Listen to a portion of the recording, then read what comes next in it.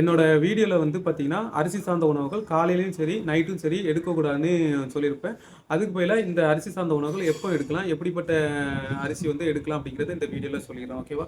So அரிசி சார்ந்த உணவுகள் வந்து நம்ம வந்து ஒரு மீல்ஸாக எடுக்கிறதுனால எந்த ப்ராப்ளமும் வராதுங்க. அந்த அரிசி சாதம் கூட நம்ம வந்து புரதங்களும் காய்கறிகளும் அதிகமாக சேர்த்துட்டு அரிசி சாதத்தை கம்மியாக வச்சு சாப்பிட்றதுனால உடம்புக்கு வந்து எந்த தீங்கும் வராது. இது சுகர் இருக்கிறவங்களும் சாப்பிட்லாம், சுகர் இல்லாமல் இருக்கிறவங்களும் சாப்பிட்லாங்க. இது ஒரு கான்செப்ட்டு. எப்படிப்பட்ட அரிசி வாங்கி சாப்பிட்லாம் அப்படிங்கிறத சொல்கிறேன். நீங்கள் வந்து மார்க்கெட்டில் கருப்பு கவுனி அரிசி, மாப்பிள்ளை சம்பா, இல்லை குண்டரிசி, சோப்பரிசி, இல்லை சம்பா அரிசி, இப்படி வந்து எந்த அரிசியை நீங்கள் வாங்கி சாப்பிட்டாலும் அந்த அரிசி வந்து அன்பாலிஷ்டு ரைஸ்ன்னு கேட்டு வாங்கி சாப்பிடுங்க. இந்த அன்பாலிஷ்டுங்கிறது முக்கியமான ஒன்றுங்க.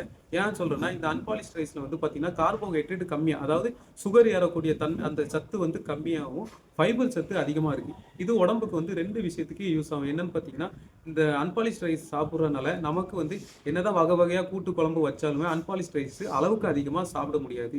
2வது வந்து பார்த்தீங்கன்னா, அதில் ஃபைபர் வந்து அதிகமாக இருக்கிறதுனால நமக்கு ஒரு சாப்பாடு சாப்பிட்டா இன்னொரு சாப்பாடு சாப்பிட்றதுக்கு நமக்கு 5-6 மணி நேரம் பசியை வந்து தாங்கக்கூடிய தன்மை வந்து இந்த அன்பாலிஷ்ட் ரைஸ்க்கு மட்டும்தாங்க இருக்குது.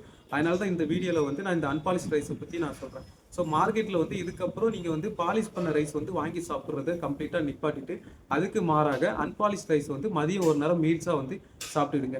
இன்னும் உங்களுக்கு வந்து பாலிஷ் ரைஸ்னால் என்ன, அன்பாலிஷ் ரைஸ்னால் என்னன்னு சொல்லி 2 அரிசிக்கு வித்தியாசம் வேணும்னா ரைஸ்ன்னு சொல்லி கமெண்ட் பண்ணுங்கள். நான் அடுத்த வீடியோவில் அந்த பாலிஷ் ரைஸ்க்கும் அன்பாலிஷ் ரைஸ்க்கும் உள்ள வித்தியாசம் வந்து நான் எனக்கு தெரிஞ்ச விஷயத்த நான் சொல்கிறேன்.